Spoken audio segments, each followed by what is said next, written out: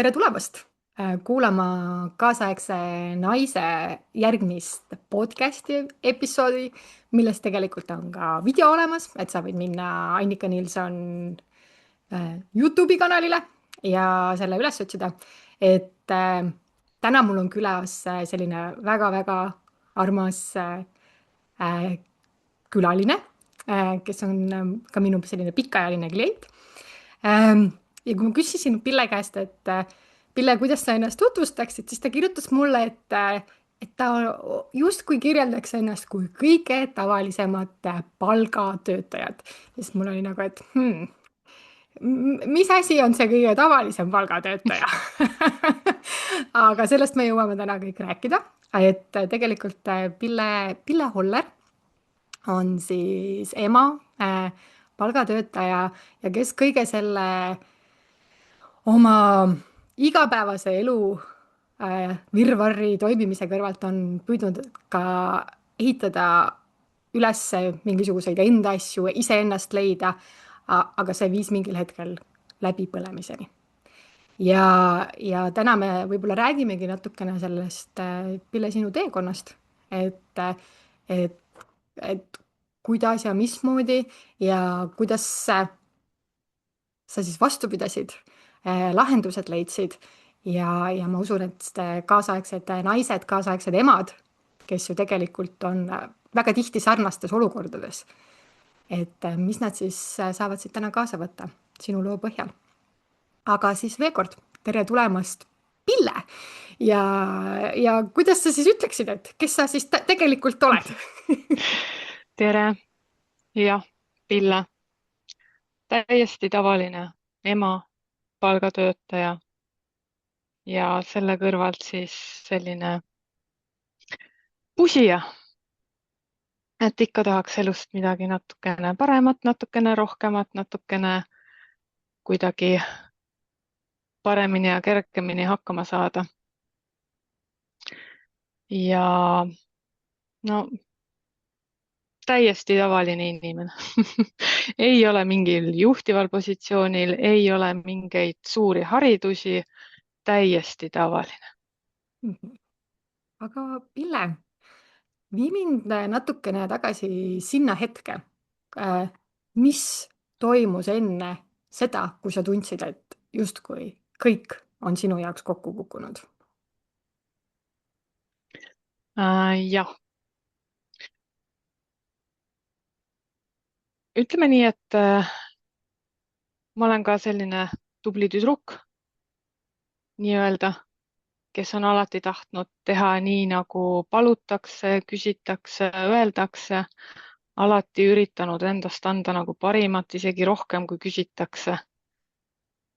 Ja selline ideaalne töötaja tegelikult, ideaalne palgatöötaja tööandjale. Et vaikselt pusib, vaikselt teeb, ei ole nõudlik ja see tegelikult oligi see, mis nagu viis mind sellise nii-öelda läbipõlemiseni. Et tegelikult sellise tubli tüdrukuna ikkagi seal tagataustal on kuskil see, et sa vajad ja ootad mingisugust tagasisidet, tunnustust, näitad ennast heast küljest, ootad palgakõrgendust või ametikõrgendust või kuidagi, et tööandja sind nagu märkaks.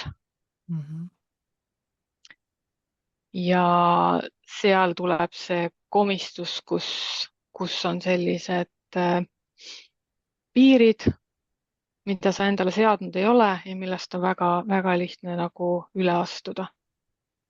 Et sattuda sellisesse ennast hävitavasse tublidusse.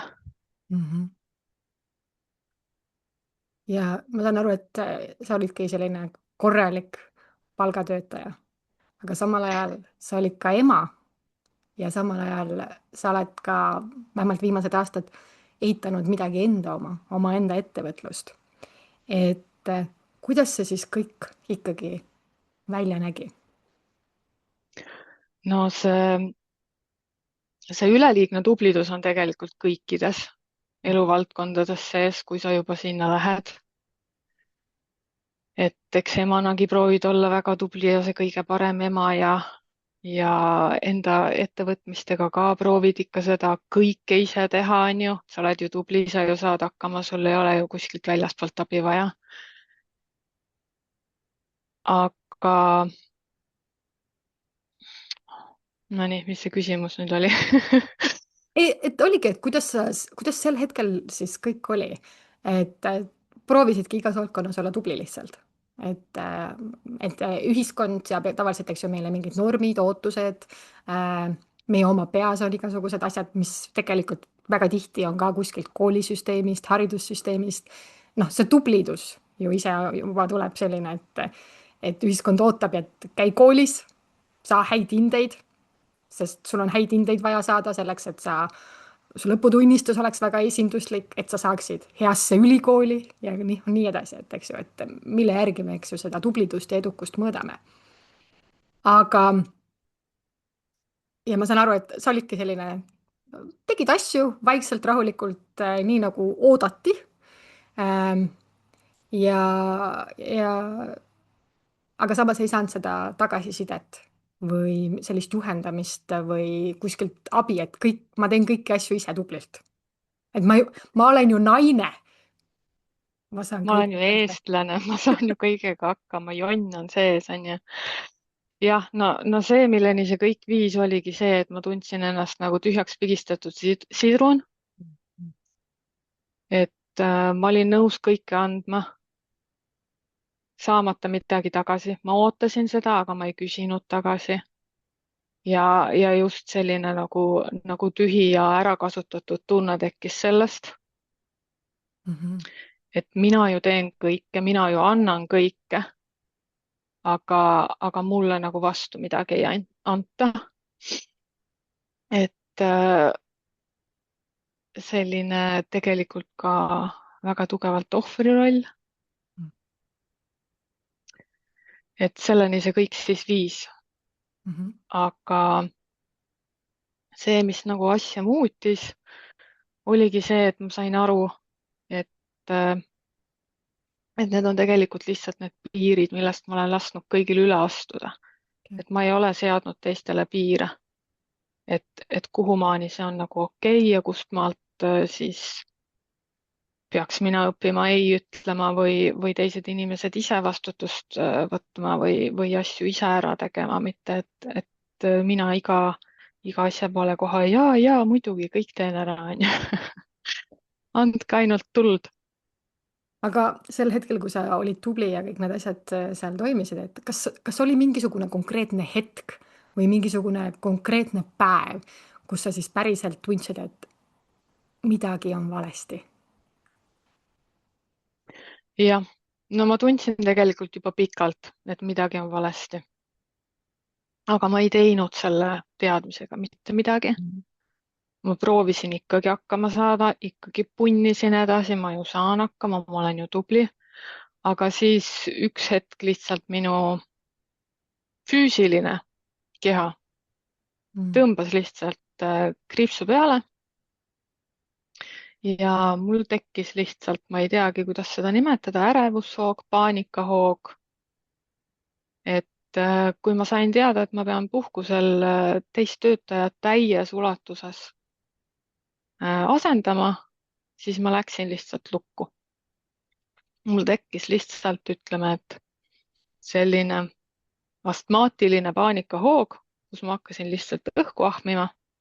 Ahmisin seni, kuni tekkis selline, seda vist nimetatakse hüperventilatsiooniks, kus sa ahmid nii palju hapnikku sisse ja välja korralikult ei hinga ja sul tekib selline kehas Süsihappegaasi. liigne süsihappegaasi sisaldus ja sul hakkavad kõik ihuliikmed ära surema ja sul tekib väga-väga halb tunne. Ongi selline tunne, et mida rohkem sa ahmid, seda halvemaks hakkab, aga tahaks nagu õhku. Et selline päris tugev nagu kehaline reaktsioon, et seda ei saa nagu enam eirata, et midagi on valesti, et midagi sa pead teistmoodi tegema, et nii lihtsalt ei saa. Mhm. ja siis kas sa ütlesid, see oli see puhkuse ajal, aga kas sa otsustasid siis näiteks haiguslehe võtta, puhata, midagi teistmoodi teha või siis ma natuke sinu puhul tean, et tegelikult vist mitte. jah, noh, ma olen ju tubli, ma ju saan hakkama. okei okay.. ei, tegelikult seal tagataustal on ikkagi see, et kuna ma olen lugenud ja uurinud psühholoogiat palju, see on mind alati huvitanud, siis tegelikult ju need probleemid on meil kahe kõrva vahel ja mul on see tugevalt teadmine, et see probleem on seal kahe kõrva vahel. Et kui ma lähen sinna arsti juurde ja küsin selle haiguslehe, see ei muuda ju minu kahe kõrva vahel absoluutselt mitte midagi. Arst võib mulle välja kirjutada mingeid rahusteid, antidepressante, anda mulle puhkust, mida iganes, aga see ei muuda ju minu kahe kõrva vahel mitte midagi. Ja sellepärast, noh, see on minu isiklik arvamus, on ju, aga sellepärast mina ei suutnud sellise probleemiga minna arsti juurde. Ma ei ütle, et teised peaks seda tegema. Kui tunned, et tahad, pead, Mhm. et sa saad sellest abi, siis loomulikult. Aga minul oli enda suhtes selline tõrge, et kui see on minu peas ja minu kahe kõrva vahel, siis ainuke, kes tegelikult mind aidata saab, olen mina ise. Ja ma tegin selle otsuse tegelikult sellesama hetkega, kui see paanikahoog nagu lõppes. Mhm. Sellel päeval ma enam edasi ei töötanud, et ma võtsin selle päeva võtsin nagu vabaks, Mhm. selle pooliku päeva. Aga järgmine päev läksin sama rõõmsa näoga tööle edasi. okei okay., aga mis oli siis see otsus, mis sa siis vastu võtsid? räägi mulle sellest täpsemalt. No see otsus oligi see, et ma tean ju, et need on need piirid, millest ma lasen teistel inimestel üle astuda. Et siis järelikult on midagi nende piiridega vaja teha. Mhm. Ja ma otsustasingi konkreetselt, et mitte keegi ei astu enam üle, et mitte keegi ei trambi minu piiride peal. Ja ma ütlen need piirid välja, et ma ei jäta neid piire nagu enda teada, vaid ma ütlengi inimesele, et nii, minu aeg on piiratud, minu tööaeg on piiratud, minu sõrmed on piiratud, mul on neid 10 tükki ja ma ei jõua neid rohkem seal klaviatuuril klõbistada, kui mul neid on. Et ma ei saa sellest üle astuda, et ma andsin endale tegelikult loa öelda ei, mida ma varem ei teinud. Mhm. kas see oli kõik see sinu enda mõttekäik või sa said kuskilt abi, inspiratsiooni, mõtteid, et sa ütlesid, et sa oled hästi palju lugenud, psühholoogia on sind huvitanud, et kuidas sa sealt edasi läksid? No see piiride teema on jälle selline, et seda räägitakse tegelikult palju ja mitme koha pealt, et ma nüüd täpselt ei mäletagi, millistest raamatutest ja mis autorid need täpselt on, aga seda on tulnud nagu ette mitmest vaatenurgast. Mhm. Ja ilmselt ma lihtsalt otsustasin, et nii, mul on see teadmine, ma kasutan seda teadmist, et piirid on tähtsad ja see on nagu see koht, millega ma praegu saan selle protsessi nagu pidurdada ja kuidagi nagu teistpidi keerata, et see spiraal ei lähe enam alla, vaid ta peab hakkama minema taas ülesse. Mhm.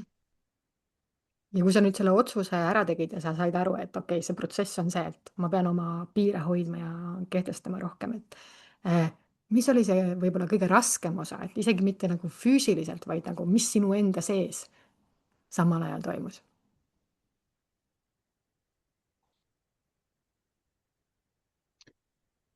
No kõige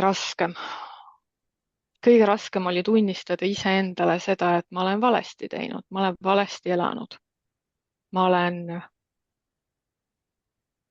äh, elanud ennast hävitavalt ja tunnistada seda endale.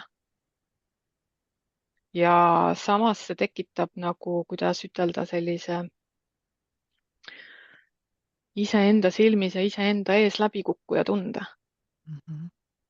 Ja see oli ka nagu äh, selline koht jälle, kus võtta mõistus appi, et aga mis ma siis teen, mis ma siis muudan, et millega ma siis pööran selle asja teistpidi liikuma, kui ta selle ajani on nagu liikunud. Et kui enam samamoodi edasi ei saa. Mhm. Et lihtsalt iseendale otsa vaatamine, ma kuulen siin sinu jaoks, et see tubli laps, et oled ühte asja teinud kogu elu ja nüüd nagu aru saada, et see, mis ma võib-olla olen teinud, ei ole see, mis on see õige asi. Jah, ja ka see otsa vaatamine, et nagu võtta vastutus iseenda eest. Mm. Et kui ma olen tubli laps nende teiste jaoks, siis ma ju hävitan ennast. Aga siin maailmas keegi ju tegelikult otseselt ei kaitse mind. Et ma võin olla seal ohvri rollis, aga tegelikult ei tule keegi mind päästma. Mm. Et nagu otsa vaadata ka sellele, et jah, olin ohvri rollis, võtan vastutuse, kaitsen iseennast teiste eest ja teisi enda eest. Et tegelikult seal piirides on ka, ütleme nii, et need piirid on kahesuunalised. Mhm. Et mitte ainult see piir, et teised ei tule sinu piiri peale trampima ja üle astuma ja sinult nõudma midagi, milleks sa valmis ei ole, vaid ka tegelikult kaitsta teisi selle piiri eest, mida sina lubad iseendal nagu teistele öelda, teha, nõuda. Et pisike näide kas või laste kasvatusest, et kus kohas on see piir, kus sina lubad iseendal näiteks enesevalitsuse kaotada ja lapse peal häält tõsta. Et see on sinu piir tegelikult, see ei ole lapse piir. Ja see on just see piir, mida sa sead endale, mida sa endast välja annad, mitte ainult see, mis sisse tuleb. See on väga sügav. Kas oli ka selliseid hetki, kui sa nüüd neid piire hakkasid kehtestama ja seda ekstreemset isiklikku vastutust võtma selle eest, et ma olen täna siin sellepärast, et mina ise olen teinud mingeid valikuid, otsuseid, mingeid käitumismustreid teinud, et kas oli mingeid hetki tõesti, kus sa tundsid, et ma tahan alla anda? Ja mis sind siis sellisel juhul tagasi hoidis, et ma ei anna alla?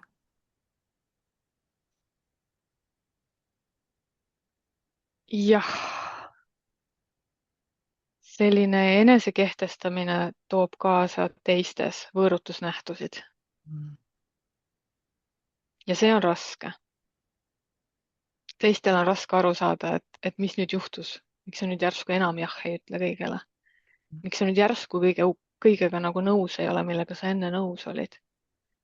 Et see võtab aega.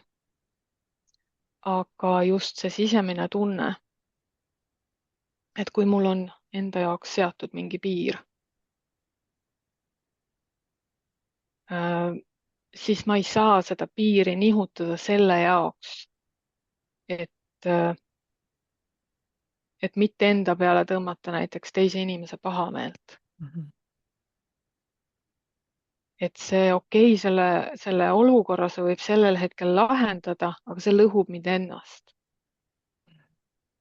Kas sa saaksid võib-olla mõne näite tuua, mis oli selline piir just nagu sel hetkel, mis oli hästi oluline sinu jaoks hoida, aga mis oli võib-olla selline keeruline? No toome väga lihtsa näite. Täiesti eluline, igapäevane näide. Meestel meeldib käia ehituspoodides. Mhm. Meil on majas remont. Ja millegipärast mees arvab, et ma pean alati sinna poodi kaasa minema. Vahet ei ole, mida ta sinna vaatama läheb. Kas kruvisid, saelehti või uut tapeeti. Millegipärast arvab ta alati, et ma pean sinna kaasa minema. Aga mul on oma tegemised. Mul on majapidamine, mul on koer, mul on lapsed, mul on aed. Ja ma saaksin selle laupäevase päevaga mitu asja ära teha selle aja jooksul, kui tema seal poes käib. Ma ei pea sinna kaasa minema. Ja täpselt niisama lihtne näide, et kui mees tuleb konkreetselt ütlema, et nii, me läheme nüüd käime koos poes ära.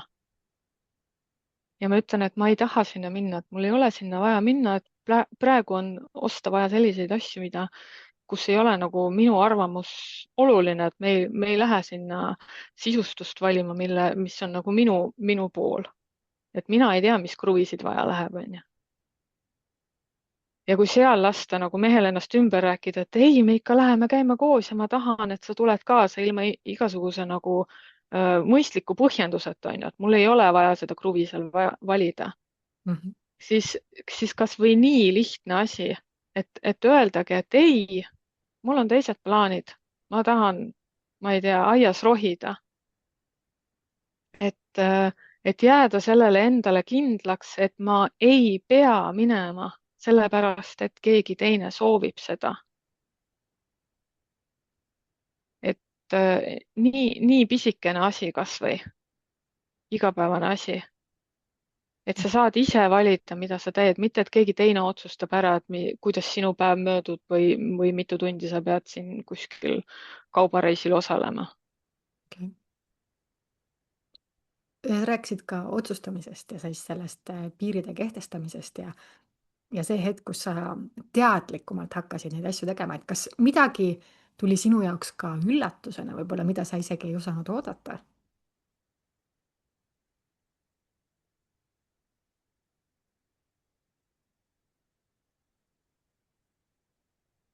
Ei teagi, aga lihtsalt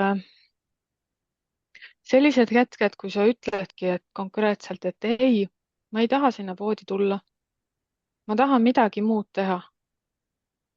Mul on vaja iseenda jaoks midagi muud teha, millest ma saan nagu hea meelt. Ja kui jäädagi selle peale nagu kindlaks, siis ja sa näed, et teine inimene saabki võib-olla sellest aru ja ütlebki, et okei, et sa ei pea siis seekord tulema, siis see annab sellise isegi niisuguse pisikese võitjatunde, et appi, see oli nii lihtne ja see õnnestuski ja see oligi nagu täiesti okei. Et ei tulnud peretüli, ei tulnud sellest mingit hirmust pahameelt või vastuväiteid või midagi rasket, nagu sa tegelikult ootasid või olid nagu endale ette kirjutanud, et noh, ma pean minema perekonna, ma ei tea, rahu huvides, et kõigil oleks nagu lihtsam ja kergem, onju. Et juba selline pisikene võit pisikesest asjast. Ja kui neid koguneb, siis see nagu kasvab jälle. See, et see ongi okei, et ma ise otsustan. Mm.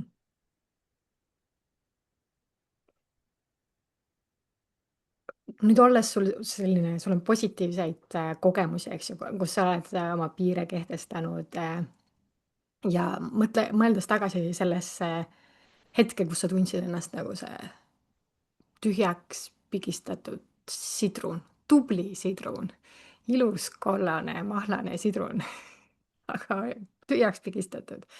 Et mida sa täna tead, mida sa võib-olla tol hetkel absoluutselt ei teadnud?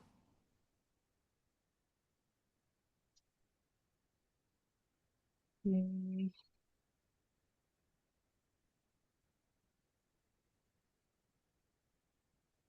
Ma millegipärast arvasin alati, et mul on tugevad põhimõtted ja tugevad tõed,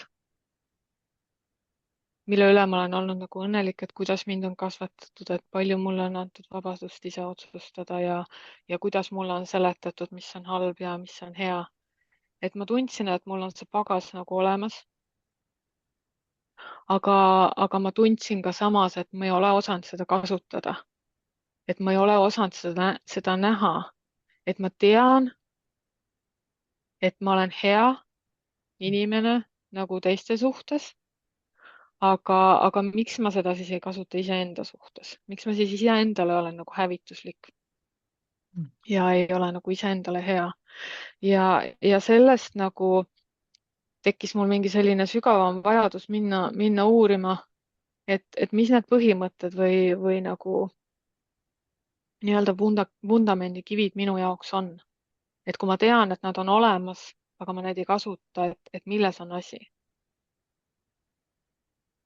ja läksin sügavamale, läksin uurima, läksin otsima, mõtlesin, et mis asjad siis on need asjad, mis on minu jaoks nii väga tähtsad, et, et, äh, et mille peal siis minu otsused ja asjad nagu baseeruvad. Et miks ma tunnen, et mul on nagu vundamendikivid olemas, aga nad on laiali paisatud ja nende peale ei saa nagu midagi ehitada. Et just see oli nagu selline avastus, et nagu vundament oleks olemas, aga tegelikult ei ole ka. Mhm. Et mis selle teadmisega nagu siis pihta hakata ja kuidas seda siis nagu parandada. Mhm.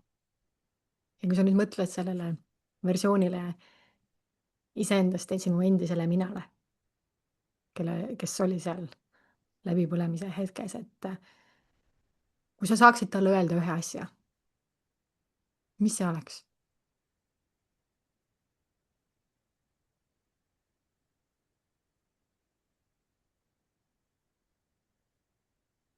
Mm.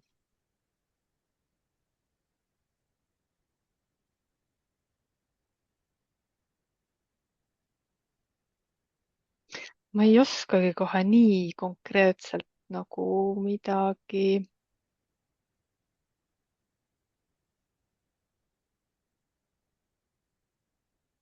ei teagi.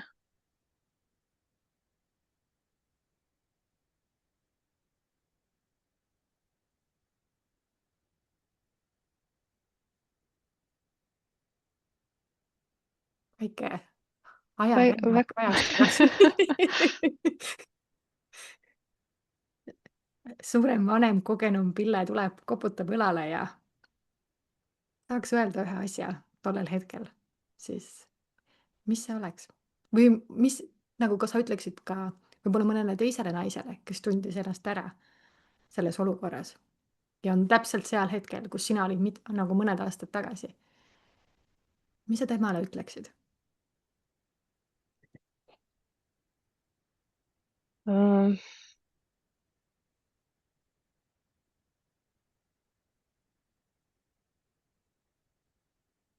Tead, ma ise teistele ma võib-olla nii räigelt ei ütleks, aga iseendale ma ütleks võib-olla täitsa kurjalt, et liigne agarus on ogarus.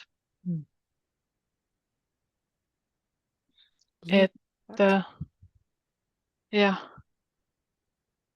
et kui ma hakkasin nagu vaagima seda, et miks ma siis üritan nii hirmus tubli olla ja mida ma siis tegelikult nagu tööandjalt ootan, et miks ma ootan seda tunnustust ja palka ja ametikõrgendust või midagi sellist. Et ma üritasin ennast panna selle tööandja kingadesse ja üritasin nagu mõista, et mida tema tegelikult minult ootab. Mhm. Siis teda ju tegelikult ei huvita, et kui hästi minul läheb. Teda huvitab see, kui hästi mina sooritan seda, mida tema mulle ette annab. Ja tema ei hakka mõtlema selle peale, et kas ma nüüd põlen läbi või tambin pead vasta seina või mis läbi pisarate või higise sooritus tuleb.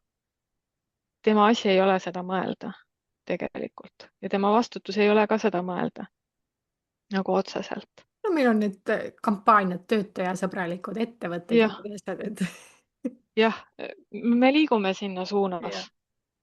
et see oleks nagu mõistlik, et äri ei ole lihtsalt äri ja raha sissevoolamine, vaid äri on tegelikult koosneb nendest inimestest, kes seal on ja kes sinna panustavad ja et see inimene peab olema hoitud ja hoolitsetud, et ta oleks efektiivsem. mitte ta ei pea olema kuidagi hirmutatud lahti laskmisest või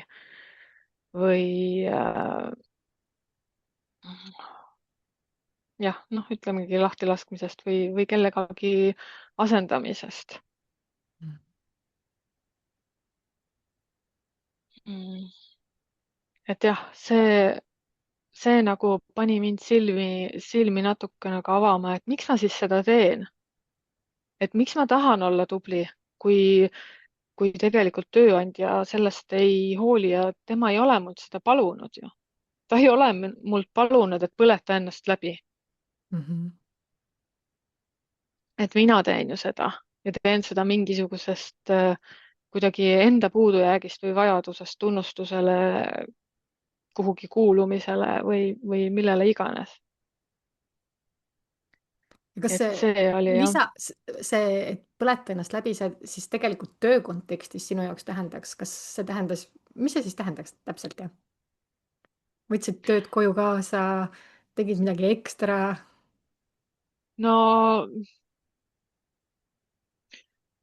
võtsin kogu aeg lisavastutust, lisaülesandeid, ilma et ma oleks selle eest midagi ise lisa saanud. Mhm.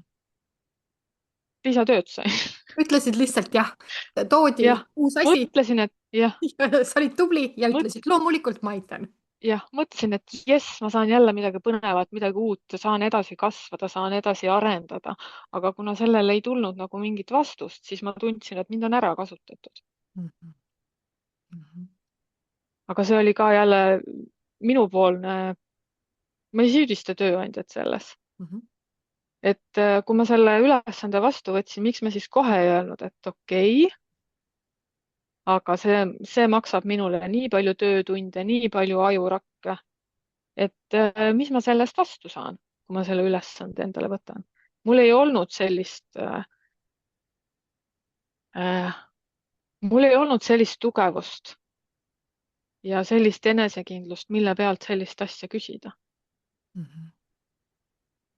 nüüd ma küsin, okei. kui tahetakse vastutust lisada, siis ma ütlen, et okei, mida see minu jaoks tähendab, mis on minu panus ja mis on see panus, mis mina selle eest saan, et kui te tahate mulle midagi anda, siis müüge see mulle maha, Okei. mitte aga ei ole räägi, ainult ühepoolne.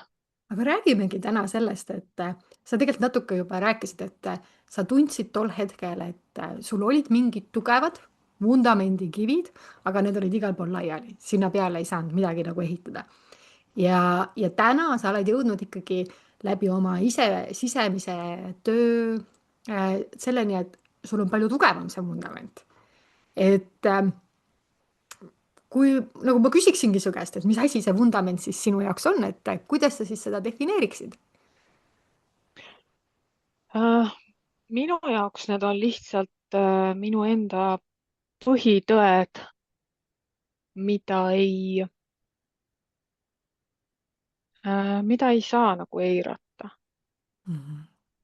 no iga inimese jaoks võivad need erinevad olla, kelle jaoks on need piiblist 10 käsku, kelle jaoks on need mingid universumi seadused, mida iganes. et minu jaoks on need lihtsalt sellised asjad, kus mul on mustvalge, et ma tean, mis on minu jaoks õige selles kohas ja selle asja puhul, et ma võin nagu tuua näite, et minul on 6 vundamendikivi Mhm. ja üks neist on näiteks ausus. Mhm.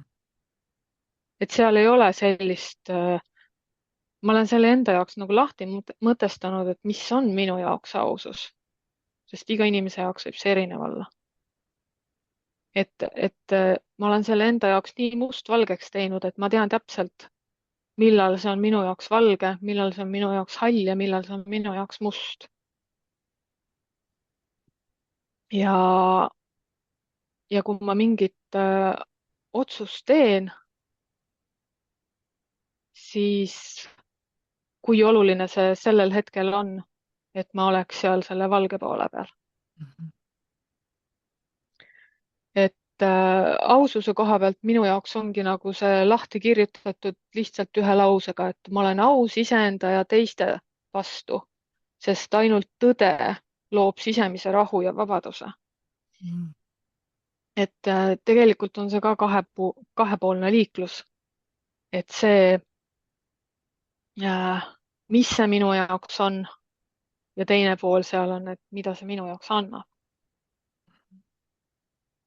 Et minu jaoks ausus on lihtsalt see puhas siirus iseenda ja teiste suhtes ja samas see, mis ta mulle annab, annabki mulle meelerahu ja selguse, et ma tean, mis see minu jaoks tähendab. Mhm. Ma sain aru, et sul on nüüd seal kohe kõrval olemas need kõik 6 vundamendikivid. Kas sa oled valmis neid meie kuulajatega jagama ka? Äh, jah, ma võin nad selles mõttes nagu 7 või 6 tükki nad mul on, et minu jaoks need ongi siis ausus, siis on vastutus, õppimine, arenemine, Mhm. peegeldus endas, vabadus ja armastus. Mhm. Et need on sellised 6 asja, mis mina tundsin, et sellel hetkel, kui ma seda tegin, olid minu jaoks olulised, et ma tean kindlalt, mida nad minu jaoks tähendavad ja kui ma panen nad selgesse lausesse, siis ma saangi need kivid nagu vundamendiks kokku, et siis nad ei ole enam pilla-palla. Mhm. Et siis ma tean, kus nad on ja mida nad minu jaoks tähendavad. Ja ma saan nende põhjalt teha otsuseid. See on väga võimas. Ma saan nad panna kokku, nende pealt ehitada, see on nagu tugev vundament sinu sisemiselt, et nüüd, kus sul on see 6 vundamendikivi ja väga konkreetne ikkagi, hästi palju sinu jutust ma tunnen seda isiklikku sisemist vastutust selle eest, kus ma olen ja kuhu ma liigun. Ja see on ka väga tihti ka meie üks-ühele vestluste teema olnud, et ownership, accountability, responsibility, et kolmekordne vastutus, eks ju, erinevates eluvaldkondades, äh, et kuidas sinu elu siis täna välja näeb võrreldes sellega, kus sa varem olid? Ähm, See, et ma tean, mis on minu vundament, annab mulle kuidagi teatud tugevuse, enesekindluse ja kaitseb mind nii enda kui teiste eest, et ma ei ole emotsionaalne tuulelipp, Mm. et ma ei lähe iga asjaga kaasa, vaid ma mõtlen, et äh, kuidas see mind võib kahjustada või kuidas see võib mind aidata nagu suuremas pildis, mitte niivõrd hetkes. Mm. Et siin võib ka näiteks tuua sellesama näite laste kasvatamisest, et kui sa lähed üle piiri ja tõstad lapse peale häält, siis kui sa mõtled selle peale, et sa tahad last armastada, anda lapsele vabadust, anda lapsele vastutustunnet, siis see hääle tõstmine ei aita teda selles. Aga selles momendis aitab ta sinul jõuga tõugata last midagi tegema. Mhm. Et kumb siis on tähtsam? See, et laps õpib armastust, austust ja vastutustunnet või see, et sa saad ta sel hetkel tegema seda, mida sina tahad. Et üks on see nagu hetkeline ja teine on see nagu suur pilt. Et kui olla selline emotsioonide tuulelipp, et puhud sinna või lähed sinna, kus tuul puhub, siis on väga lihtne seda häält tõsta ja öelda lapsele, et nii, sa nüüd koristad selle toa ära ja siinkohal ei ole mingisugust nagu vastuvaidlemist või noh, kuidas ütelda, kasutad tugevama õigust, kas või mm. siis lihtsalt hääleliselt. Nii et tegelikult see ju kahjustab nii last kui sinu suhet lapsega. Ma kuulen ja, et see on sinu jaoks hästi oluline teema on, et vanemate suhted lastega ja see, millise jälje me jätame järgmistele jah, põlvkondadele läbi enda tegemise. on tõesti. ja et kui sa, aga veel, et sa oled nagu teinud oma tööd iseendaga, et üks asi on see, et võib-olla sa oled nüüd natukene rohkem teadlikul kohal olevam lapsevanem, ema ma saan aru, et tegelikult sinu elus on muutunud ka see, et oma abikaasaga sa suudad ka panna tegelikult enda piire paika ja ilmselt ka rohkem arvestada nagu tema piiridega ja et kas kuidagi teie omavaheline suhe on paremaks, tugevamaks muutnud ja võib-olla kuidas ka siis nagu see töö juures olemine läheb, et ühel hetkel ju see suur osa sellest tublidusest tuli sealt töökeskkonnast, et kuidas täna nüüd, kus sul on sellised tugevad vundamendikivid, sul läheb? Jah, see vundament annab mulle tugevuse ja kindluse, et ma tean, kes ma olen, miks ma nii teen ja väga nagu oluline selline, mida ma olen märganud, mis minu sees järjest rohkem ära kaob, on pidev enesekaitse hoiak, et ma nagu peaks kogu aeg ennast kaitsma, põhjendama, miks ma nii mõtlen, miks ma nii ütlen, mis tavaliselt tekitab konflikte, et sa lähed ikkagi kaitsma ja vaidlema ja õigustama ennast. Et see on jäänud nagu oluliselt vähemaks ja just tänu sellele, et ma tean, mis on minu jaoks õige, ma ei pea seda kellelegi põhjendama, ma ei pea enda seisukohta tõestama või kaitsma. Ei iseenda ees ega ka kellegi teise ees. Et see on üks nagu selline suur pluss, mida ma olen nagu sellel teekonnal märganud. Ja kui sellest vestlusest nüüd see kaasaegne naine, kes on ambitsioonikas, tahab siin elus kõike sellepärast, et miks mitte. et mis ta siit vestlusest võiks endaga kindlasti kaasa võtta?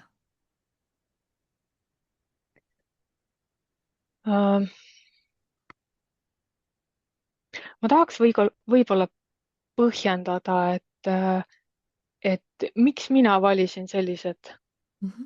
kivid enda jaoks. Mhm. Et tegelikult igal kivil on ka üks asi on see, mis ta on ja teine asi on see, mida ta mulle annab. Aga räägi. Et minu jaoks see kivi nimega ausus annab mulle meelerahu ja selguse. Kivi nimega vastutus annab mulle tugevuse ja liikumise. Kivi nimega õppimine annab mulle kasvu ja kasvus liikumise.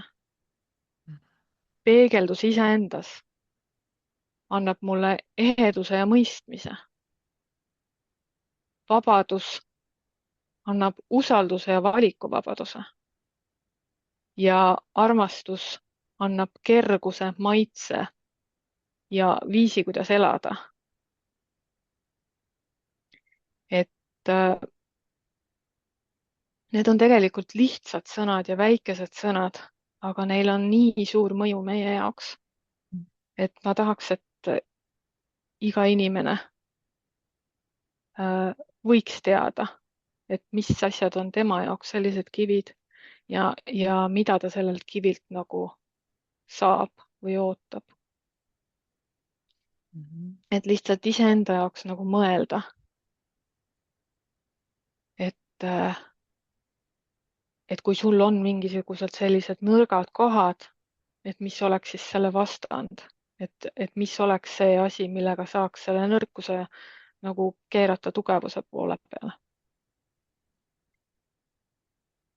No aga kui meil on siin üks kuulaja, kas või see üksainus kuulaja, kes tunneb ennast ära, Pille, sinu loos. Ma tunnen ennast täpselt samamoodi.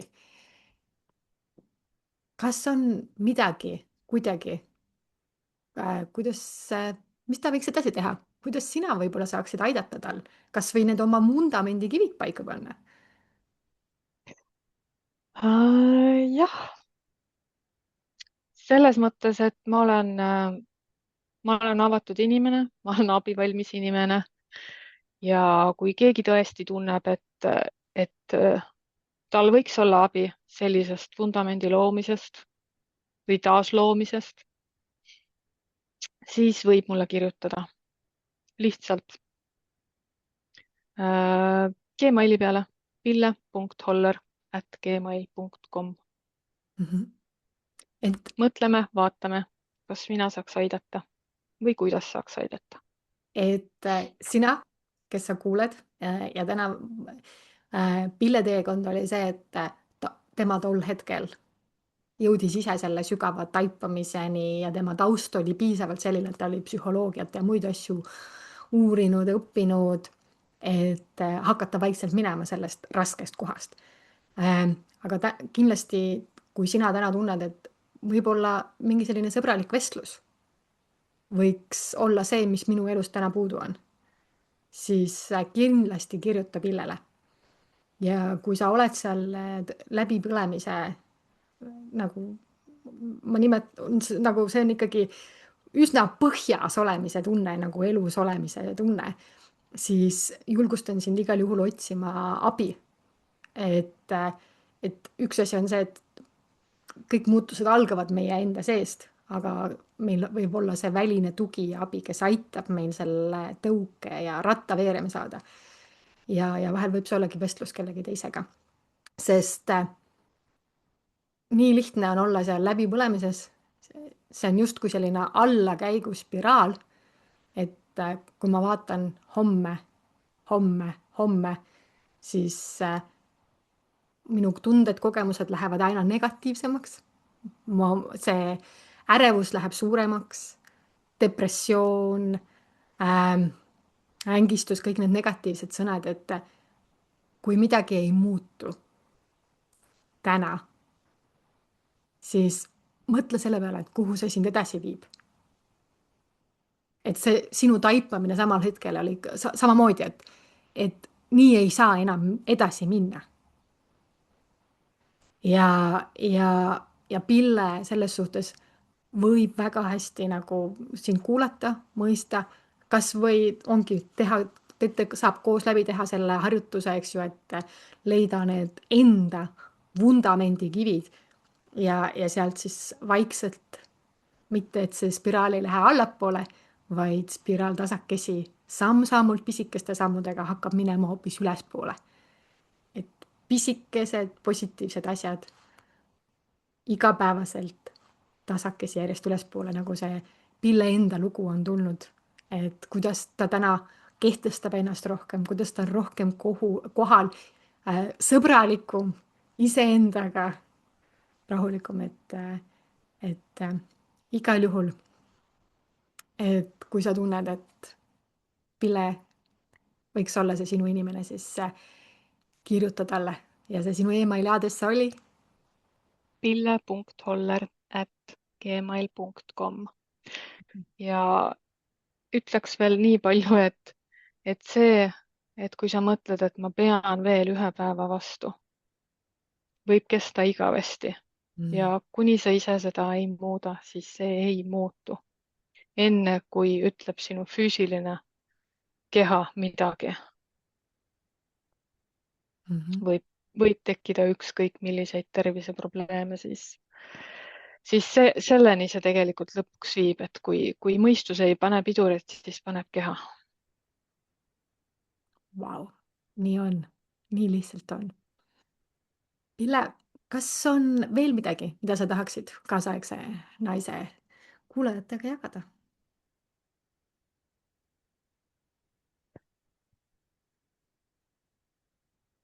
mm,.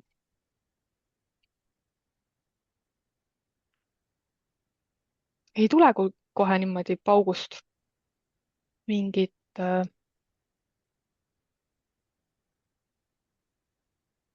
võib-olla ütleks lihtsalt lõpetuseks, et vundament on alles algus ja vundamendist saab edasi minna piiride panemisele, saab minna enda uut identiteeti kasvatama, saab mida iganes, mida sa soovid. aga selle jaoks, et sellised uued identiteedid ja asjad sulle külge jääks, siis peab sul olema see põhi seal all. Mhm. Et kui seda põhja ei ole, siis tuleb järgmine tuuleke ja puhub sind järgmise asja juurde. Ja tegelikult kasulik asi jääb sul lihtsalt kasutamata. Ära ole tuulelipp.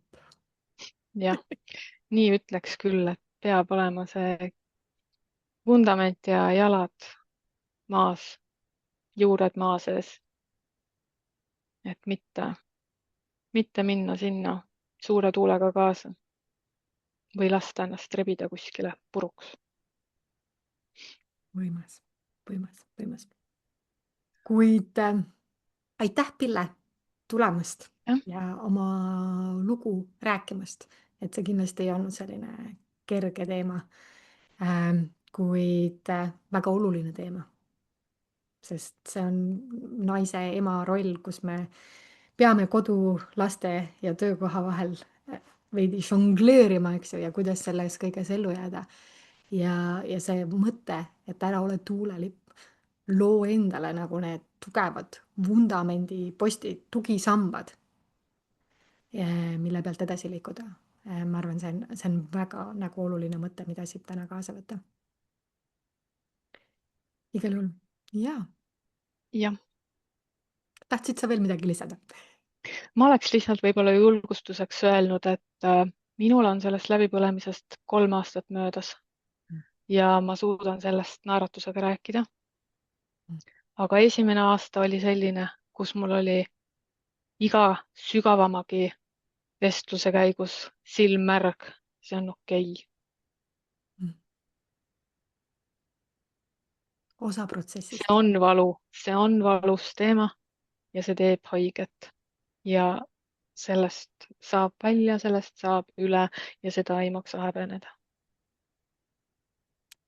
Ja sina, kes sa tunned, et Pille võiks olla see, kes oma kogemuse põhjal 3 aastat tagasi ja kus ta täna on, saab sind aidata.